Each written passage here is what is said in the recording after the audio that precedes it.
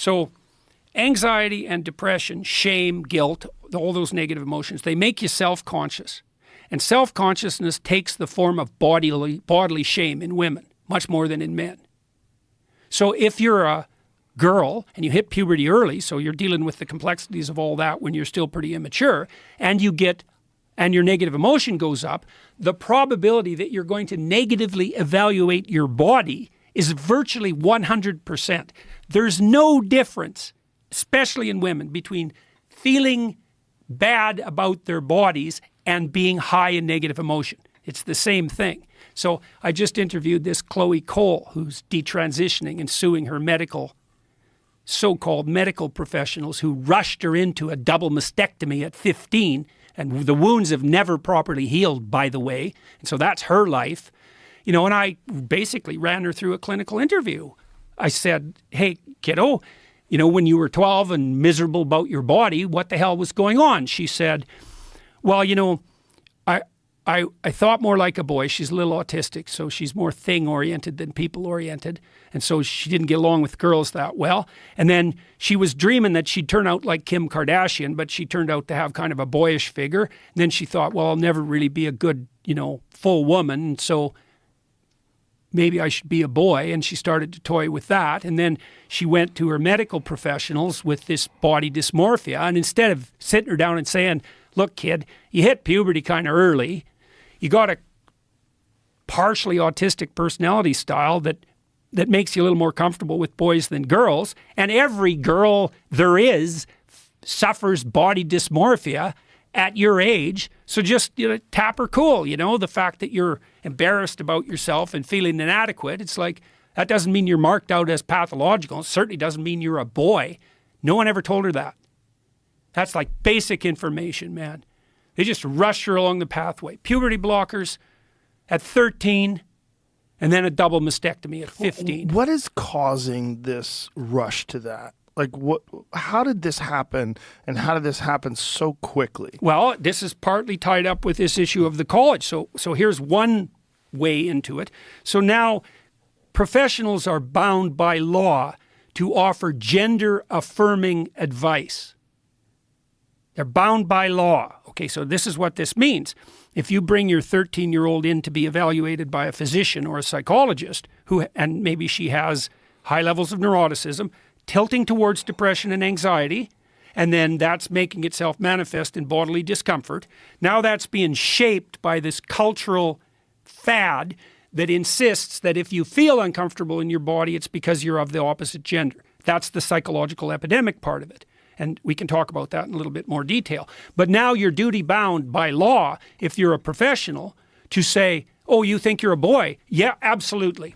You absolutely, 100%, you are. What can we do to facilitate that move forward? And that all got, what would you call, pushed into the law under the guise of the elimination of conversion therapy. So, unbelievable. Now, the problem with that is, you see, if you're a therapist or a physician, you don't affirm someone's identity. That's not your job. And your job is not to deny their identity either. Your job is to help them explore their identity and hopefully to develop it. And so someone comes to you, maybe they have body dysmorphia. And so maybe they're anorexic. That's a form of body dysmorphia.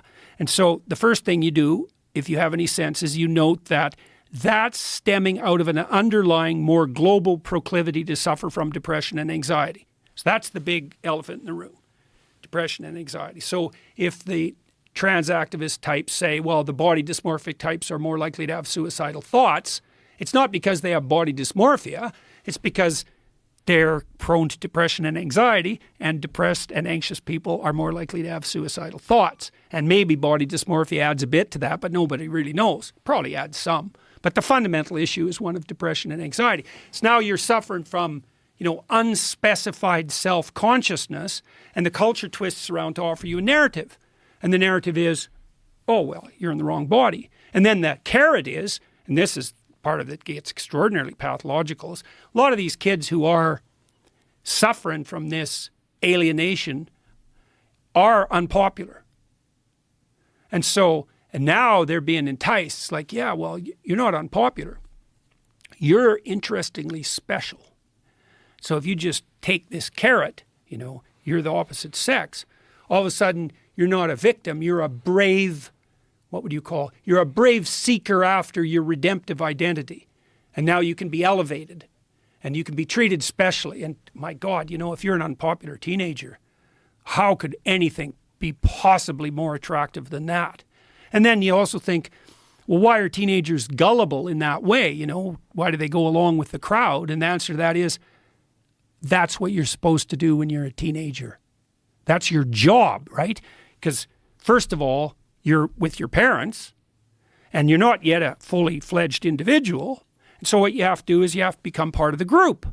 And if you're not part of the group, well, maybe you're a stellar, creative genius and you're exceptional in that manner, but more likely you're just a loser who couldn't fit in. And that sucks. That's for sure. So your job when you're a teenager is to fit in, as every teenager knows, and maybe not just to fit in, but, to fit in a positive way that elevates the community. But we could just settle for fitting in. And so teenagers are wired to go along with the crowd. And then if the crowd is offering something pathological, that happens all the time. You get a psychological epidemic. And I knew that. I told you. I told the Senate this in 2017. And why did I know? Well, I knew the literature. We've tracked psychological epidemics going back 300 years. 300 years. Here's some of them. Multiple personality disorder. It cycles in society. Disappears, then there's one case, then it spreads like mad. Then there's multiple personality disorder everywhere. Teenage girls mostly. Then people get skeptical about it, and it dies. And maybe it disappears for a whole generation or two. Then a case pops up. Just does this. That's happened for 300 years. Cutting was a psychological epidemic. Bulimia was a psychological epidemic. Anorexia was a psychological epidemic. The satanic daycare ritual abuse accusations that came out in the 1980s, that was a psychological epidemic. And the rule basically is that if you confuse people about a fundamental element of their identity, then those who are already so confused they're barely hanging on are going to fall prey to that, and all hell's going to break loose. And that's exactly what's happened in the trans situation. But